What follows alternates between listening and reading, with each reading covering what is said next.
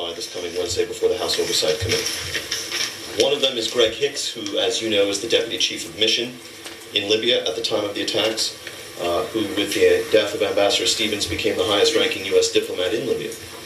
One of the last people to speak to Ambassador Stevens on the night of those attacks.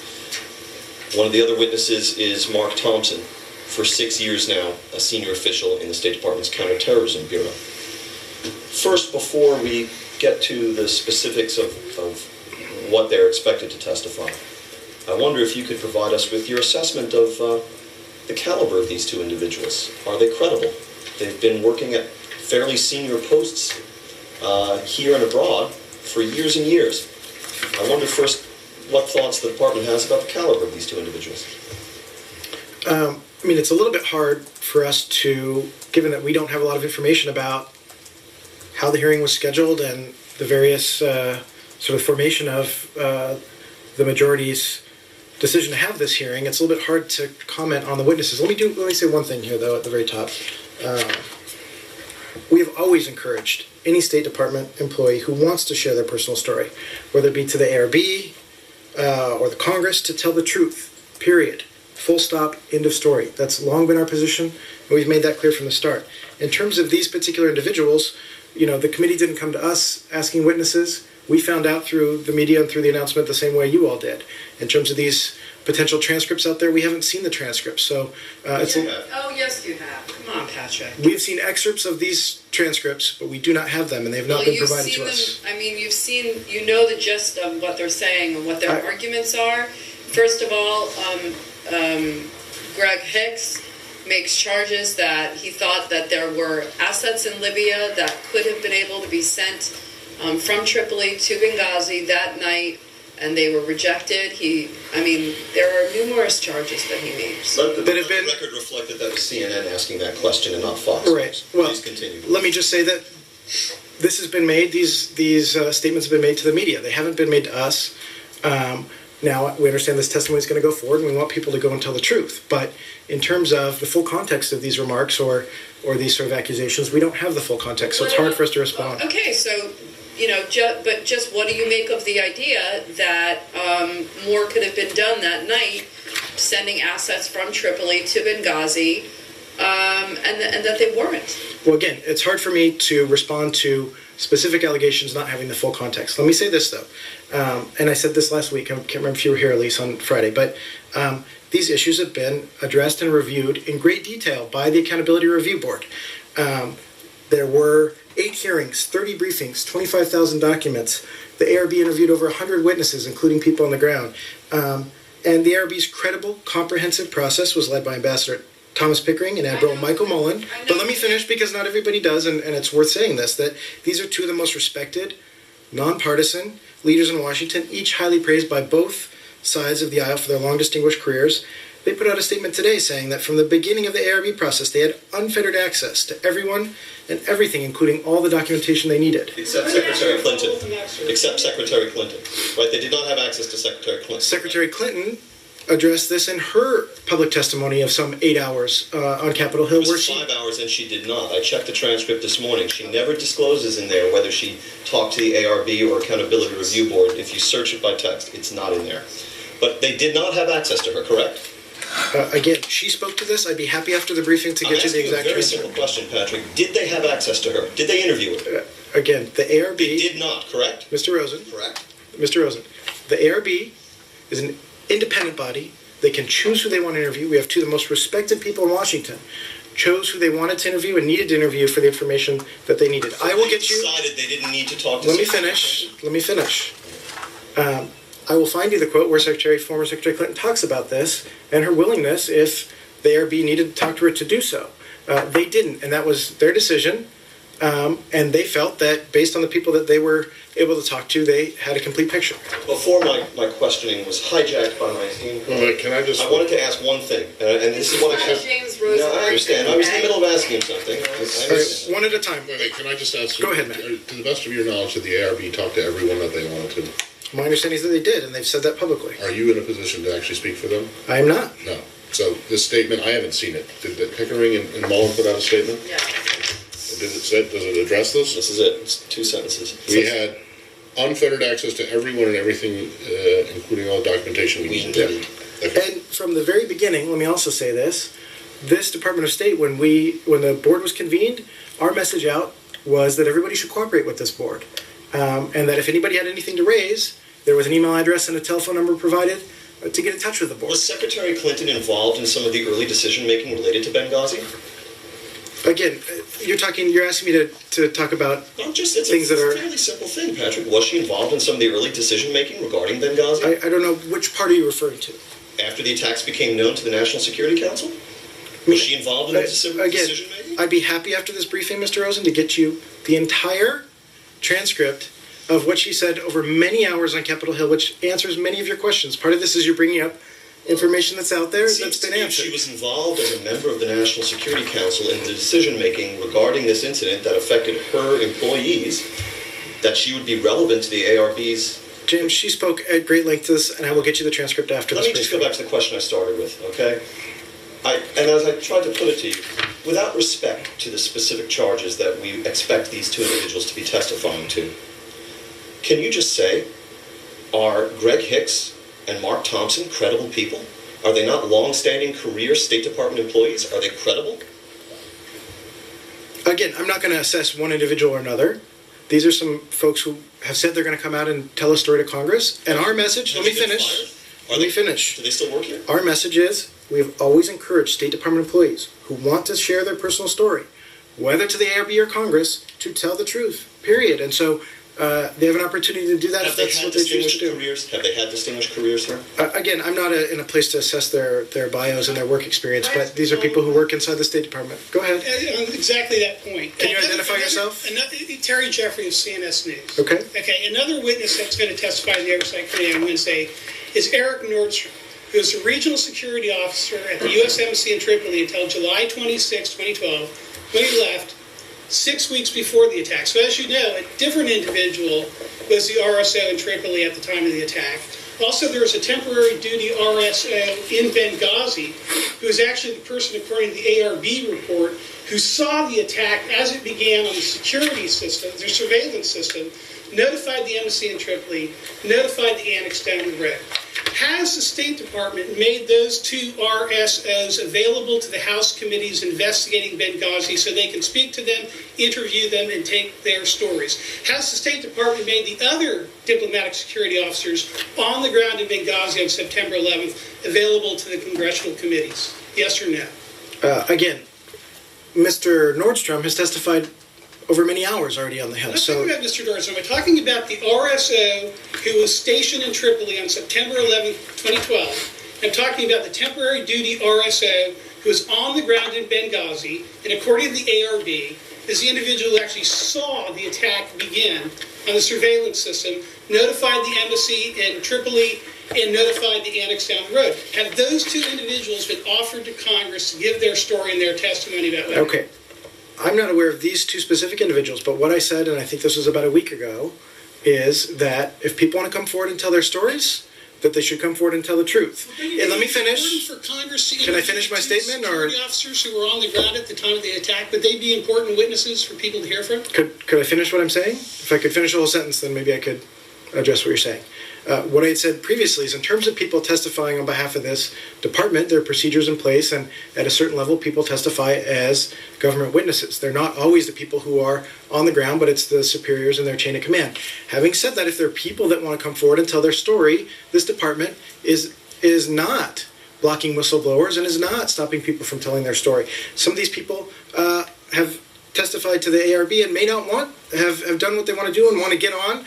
Let me finish what I'm saying. And want to get on and continue their careers and finish the business that they're doing. So we've been very transparent with the Congress. We have shared and had an unprecedented level of cooperation with Congress. And if there are new and outstanding issues that the Congress wants to continue to look at, we'll do so. And we have a mechanism in place through the Secretary's... Secretary Clinton said on the evening of September 11, 2012, in the 10 p.m. hour, Washington, D.C. time, the department put out a written statement entitled Statement on the Attack in Benghazi. It's not about what was going on in Cairo or anywhere else. It was a statement on the attack in Benghazi.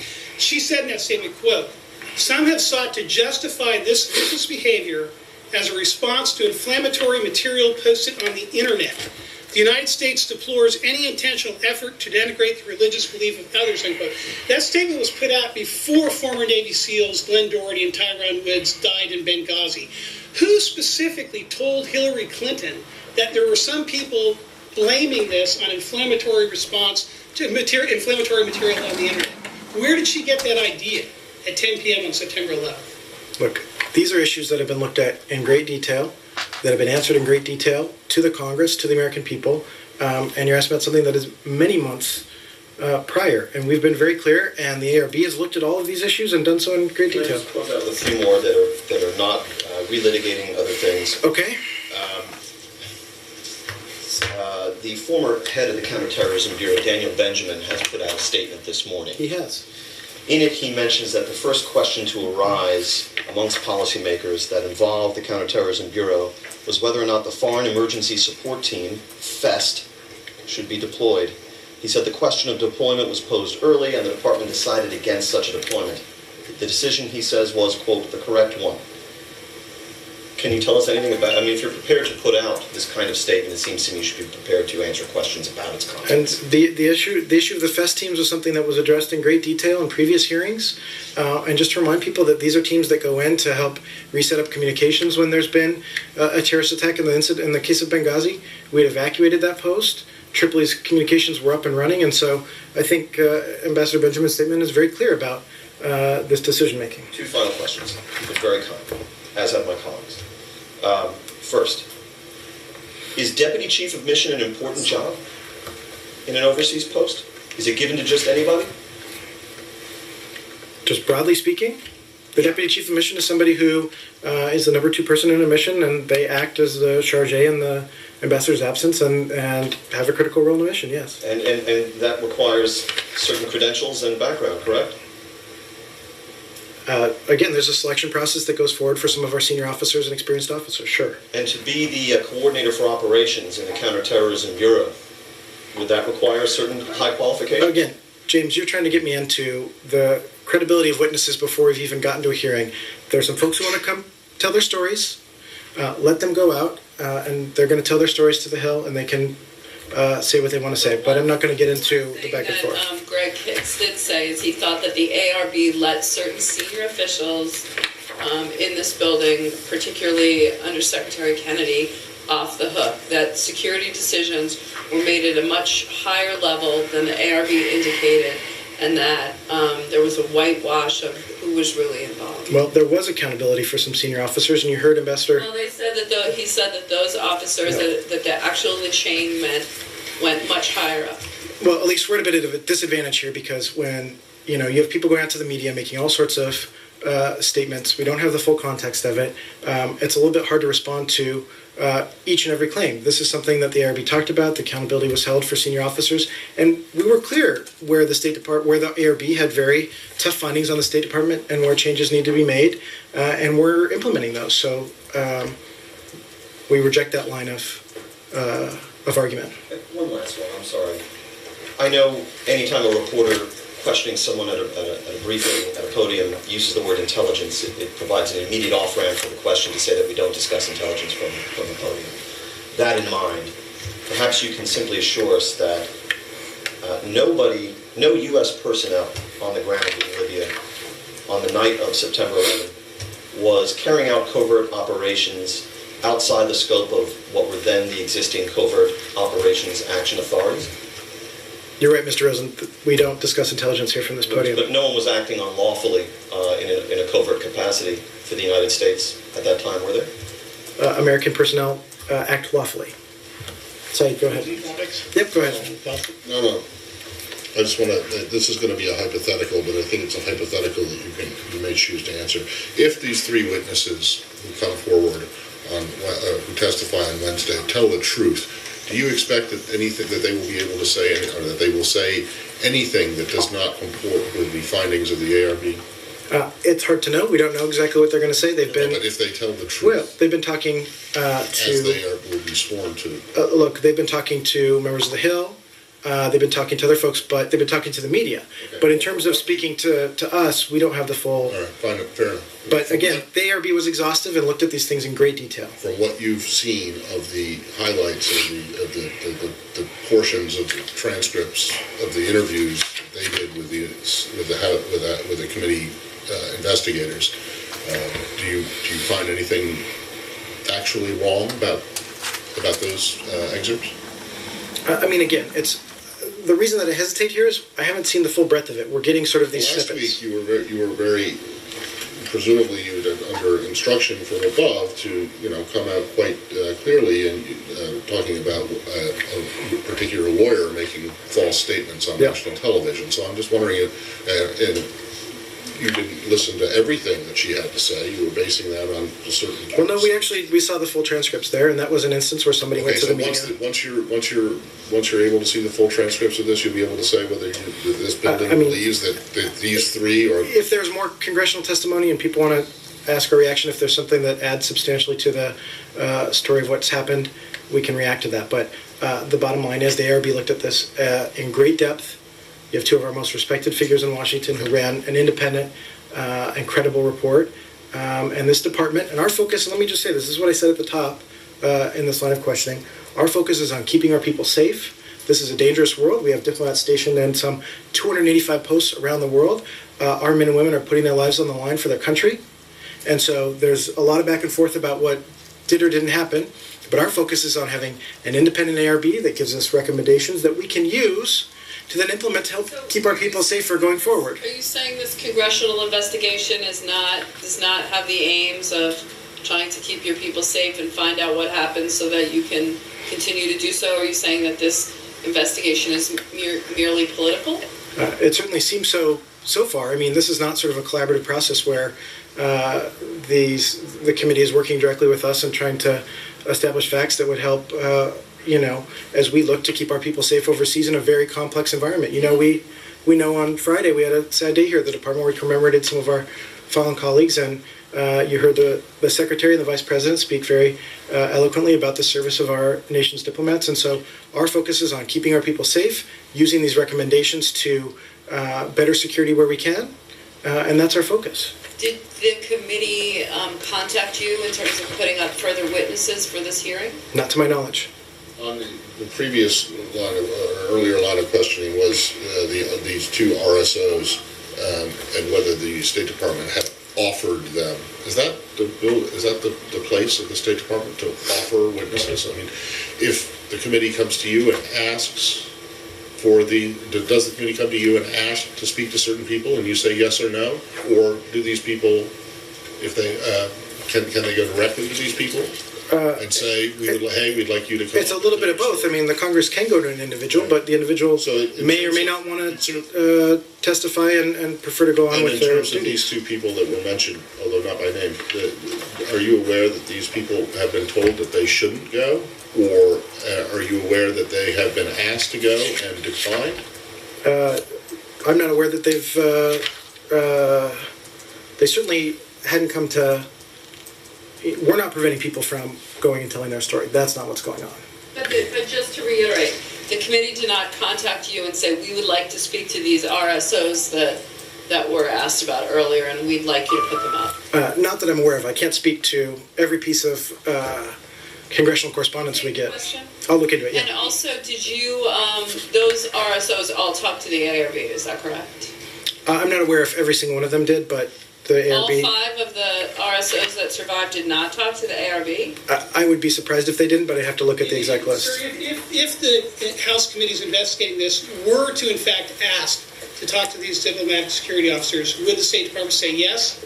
Or are there any circumstances under which the State Department would say, no, you may not talk to diplomatic security people who were in Libya on 9/11? If people want to talk to their Congress in a personal capacity or tell their stories, they can do that. But in terms of providing government witnesses on behalf of this department to tell the story of something that may have happened, that's generally done at a management level. So you might say no. You might say no, they can't testify in Congress. Well, no. If they have a story that they want to tell, they can tell their story.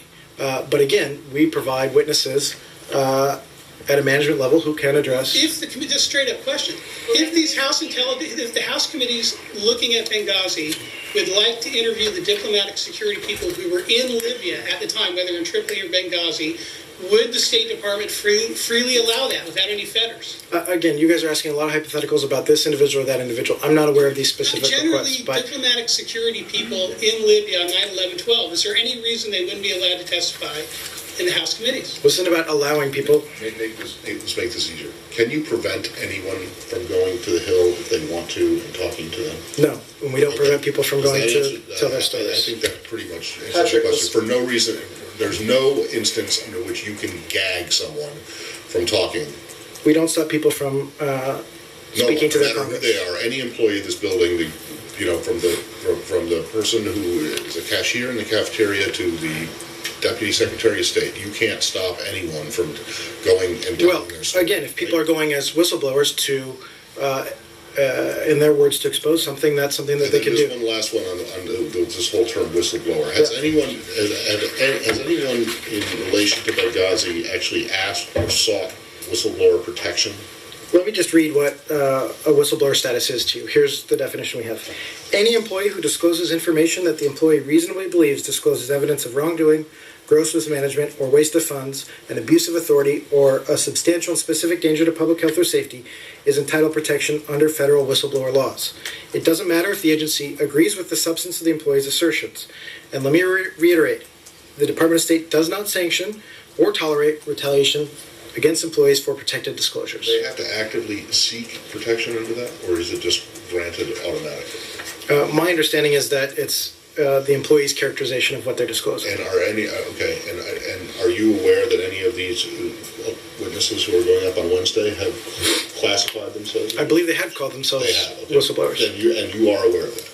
The building is aware of that. I certainly have heard through the media that a couple of them have identified themselves as whistleblowers. But they don't have to identify themselves to the State Department as such. They can just, if I was an employee, I could call myself a whistleblower for any reason. If you believe that you're disclosing information under those terms. Okay. Patrick, aside from the news conference that Ambassador Pickering and Admiral Mullen held upon the submission of their final report in December, were any of the activities of the ARB public? Well, the report was made public. I said aside from the submission of the report and the unclassified report was made public. The full classified report was provided to the Hill. Prior to the finalization of the report and its release, was any aspect of its activities public? The ARB held did their processes, they finished their conclusion, then they presented the report, and they came here publicly to this briefing You're room. not addressing my question. Were any of those activities public? Were they televised? Well, no, it's not like a public hearing. This is something where people come in and Have any of the 18 ARBs ever been public? No. No. Are they required to be public? No. No. Is it written in there that there's a problem if they're not public? No. And let me clarify. Required to release an ARB? Let me clarify. Thank you for the question, Elise. Only 2 of them have ever even been made public, the ones after the attacks in Africa in 1998 and this attack. You said the ARB was made available to the Hill. Was it made available to the entire Hill or only to select committees and I believe it was the entire Congress that had access to the classified report. I only raised those questions about the secrecy of its work because Secretary Clinton, in the testimony that you referred to earlier, talked about how transparent it was. But in fact, we don't know who all they interviewed, and we don't know a lot about what went into that final report. And you can't even tell us why Secretary of State Clinton, the line officer with responsibility for all others in the State Department, wasn't interviewed by it. Look, we've spoken at length at this. I'm not sure there's a question to that. That briefing from earlier this week and the